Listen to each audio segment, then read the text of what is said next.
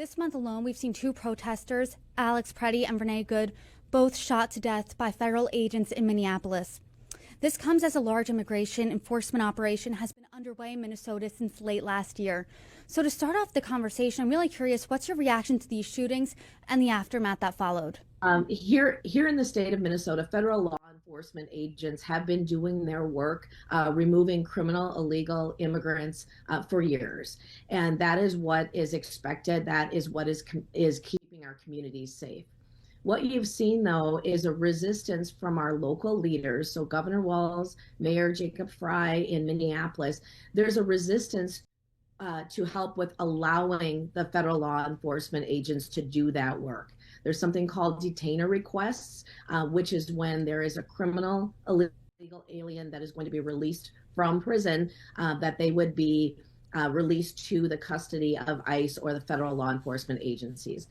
Now, the Minnesota Department of Corrections does honor those detainer requests.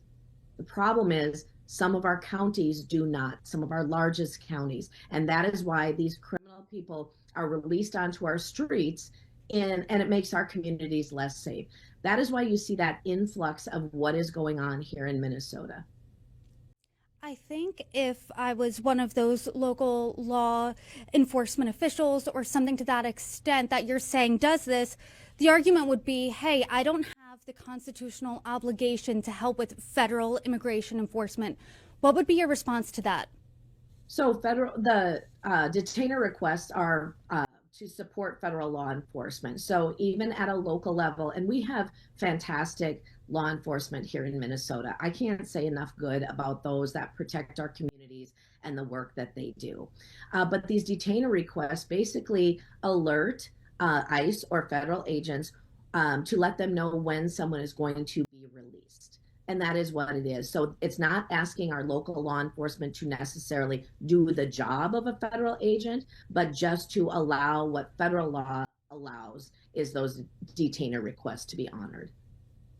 I'm not in Minnesota right now, but obviously I, like the rest of the country, has been watching what's going on.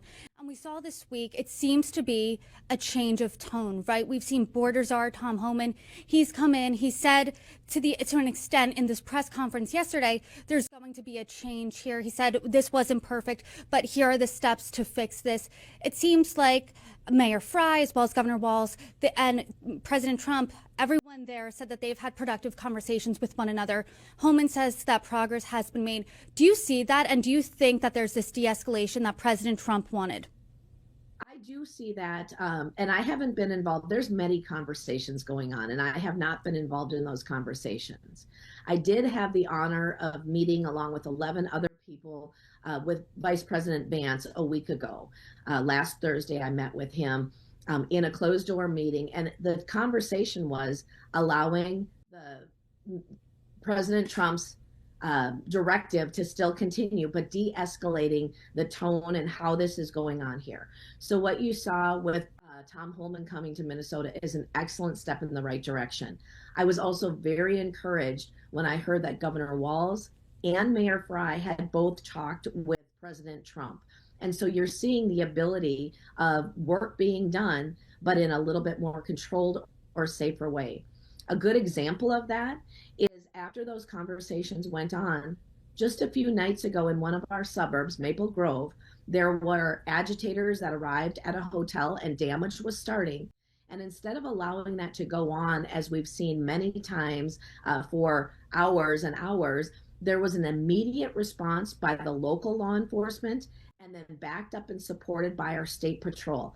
That is an excellent example of how when people move from peacefully protesting, which I support, but if people move from peacefully protesting and are causing damage or potentially hurting anyone, it was excellent to see the law enforcement come in and that there were arrests made. And that's something that has usually been delayed in Minnesota. That is, I believe, specifically because of the conversations between President Trump and Governor Walz and the need to get things under control and de-escalated.